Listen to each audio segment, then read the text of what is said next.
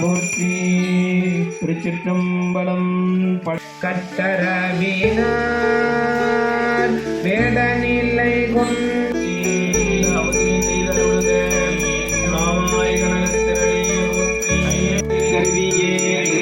தஞ்சாவூர் மாவட்டம் பாபநாசம் தாலுகா படுகை புதுத்தெரு திருமலைராஜன் ஆற்றங்கரையில் பல ஆண்டுகளாக அருள் பாலிக்கும் அருள்மிகு மதுகுமுனி என்கிற பாலமுனீஸ்வரர், அருள்மிகு ஸ்ரீ செல்வ விநாயகர், ஸ்ரீ சமயபுரத்து மாரியம்மன் ஆலயம் அஷ்டபந்தன மகா கும்பாபிஷேகம் நிறைவு பெற்றதை தொடர்ந்து தினந்தோறும் மண்டகாம்படி நடைபெற்றது.